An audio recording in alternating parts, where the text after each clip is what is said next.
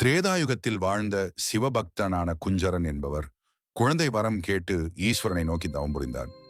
அவர் பக்தியில் மகிழ்ந்த பரமேஸ்வரன் அவர் முன் தோன்றி, சர்வ லட்சணமும் கொண்ட அழகிய மகள் உனக்கு பிறப்பாள். அவளுக்கு பிறக்கும் மகன் எனது அம்சமாக தோன்றி வலிமையும் வீரமும் கொண்டு சிரஞ்சீவியாக வாழ்வான் என்று ஈசன் வரமளித்து மறைந்தார். ஈசனின் அருளால் குஞ்சரனுக்கு பிறந்த மகள் அஞ்சனை என்ற திருநாமம் கொண்டு வளர்ந்தாள். மணப்பருவம் அடைந்த அஞ்சனை கேசரி என்னும் வானர் மன்னரை மணந்து கொண்டாள்.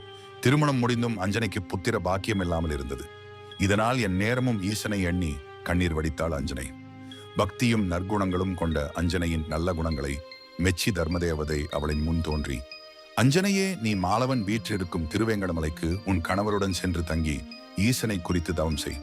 ஈசன் அருளால் எவராலும் வெல்ல முடியாத அழகிய மகனை பெறுவாய் என்று ஆசி கூறினாள். தர்மதேவதை கூறியவாறே திருமலைக்கு சென்று கடும் தவம் இருந்தாள் அஞ்சனை.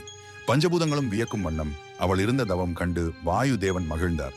ஈசனின் ஆணைப்படி அஞ்சனையின் தவத்தை மெச்சி வாயுதேவன் ஓர் அற்புத கனியை பரிசளித்து ஆசீர்வதித்தார். அந்த கனியை உண்ட அஞ்சனை கருவுற்றாள். மார்கழி மாத மூல நட்சத்திர நன்னாளில் அனுமன் அவதரித்தார். சிவசக்தி அருளால் தோன்றிய அனுமன் வாயுபுத்திரன், அஞ்சனை மைந்தன், ஆஞ்சநேயன் என்று திருப்பெயர்கள் கொண்டார்.